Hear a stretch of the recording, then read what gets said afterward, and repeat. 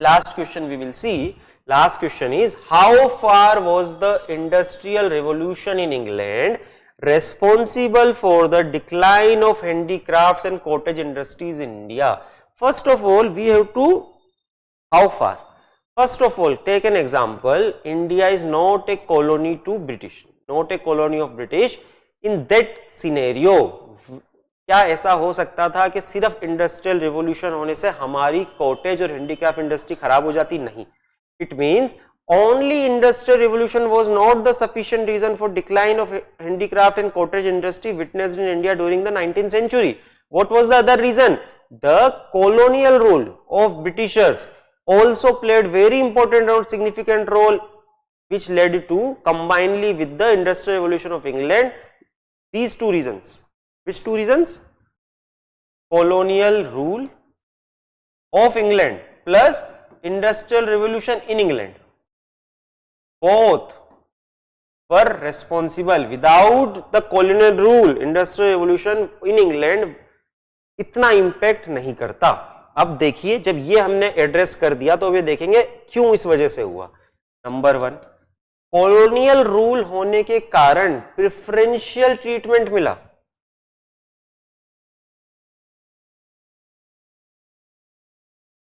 Preferential treatment किसको? British goods को.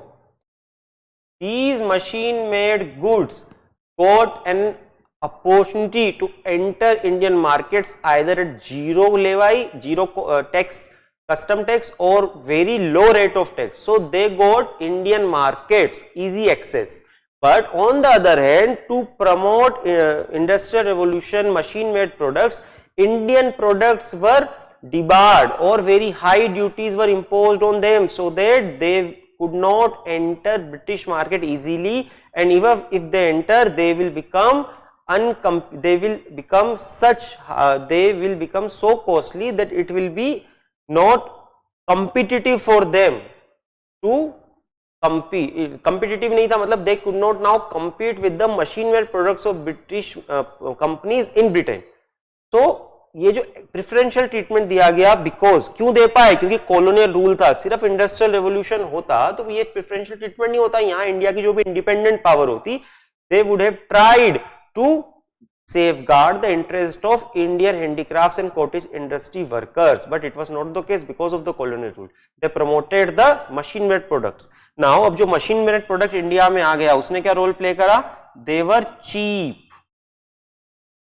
Because they were cheap and because they were machine made, तो quality में भी अंतर था. बाद के जो प्रोडक्ट थे उनकी क्वालिटी में भी अंतर था. So they were cheap and quality उनकी अच्छी थी. इस वजह से ये जो और इजी एक्सेस था, इसलिए जो इंडस्ट्रियल रेवोल्यूशन का जो मशीन मेड प्रोडक्ट इंडिया में आ रहा था, ये बिकेम रीजन ऑफ हैंडीक्राफ्ट का और कॉटेज इंडस्ट्री का डिक्लाइन. और क्या रीजन है? सोशल फैक्टर भी इसमें है. सोशल फैक्टर क्या है? Because of promotion of western culture. Because of promotion of western culture, the taste of Indians were changed. Now they were preferring more of British made products as compared to indigenous products, since their market, their demand since their demand in Indian markets were now not that much because of the change in preferences. Why? Because promotion of Western culture was witnessed in India because of the colonial policies. It was promoted, Western culture is good, Western products are good, so demand reduced for the Indian handicraft and cottage industrial products. Demand कम हुई तो obviously जो उनको बना रहा है decline होगा, industry का डिक्लाइन होगा. It is one of the reason. और क्या है? क्योंकि कॉलोनियल रूल था, it led to destruction of native rulers.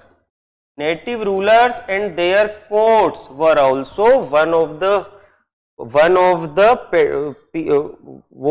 were people who were giving patronage to these handicraft industries.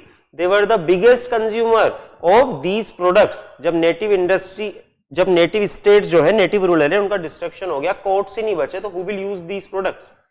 So all these reasons, not industrial revolution was not a single reason, industrial revolution single reason नहीं था। अगर ये होता तो जो हमारी government उस time होती वो भी कुछ करती, पॉलिसी एक्शन लेती, पर इतना डिस्ट्रक्शन नहीं होता इतना fast. What was the reason? Colonial rule was also the reason. On industrial revolution alone, how far है ना, you have to justify how far was responsible. Alone not responsible, because India was under the colonial rule. That is why these colonial government gave preferential treatment to machine made British products, and the same treatments were not given to Indian based products. That is why Indian products which were earlier going to Britain, they were no longer able to compete in Britain. So their market वहां पे खत्म हो गया। Indian market कैसे खत्म हुआ? क्योंकि जो इनको इजी एक्सेस मिल रहा है, ये चीप थे, इनकी क्वालिटी कंपैरेटिवली अच्छी थी, तो यहाँ पे भी compete नहीं कर पाए। उसके बाद सोशल फैक्टर, वेस्टर्न कल्चर का प्रमोशन हुआ, तो इंडियन कॉमन पब्लिक यूज कर रही थी, वो भी अब उन्हें यूज नहीं करना चाहती। नेटिव रूलर जो बड़ा मार्केट था वो भी नहीं है, तो वो भी, और जो बचे हुए हैं वो उनका वेस्टर्नाइजेशन हो गया।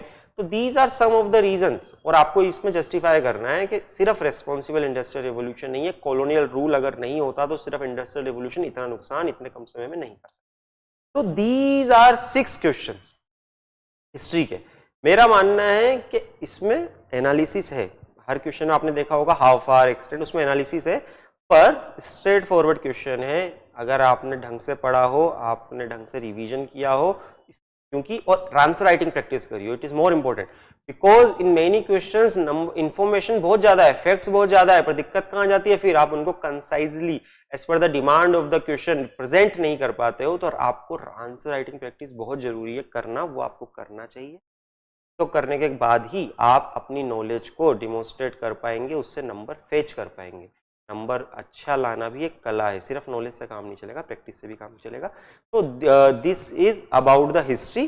बाकी जो भी सब्जेक्ट है जिनके पेपर हुए हैं वो भी धीरे धीरे हम डिस्कस करके आपके साथ शेयर करेंगे। This is for all, history का हमारा आज यहाँ से हम खत्म करते हैं। Thank you.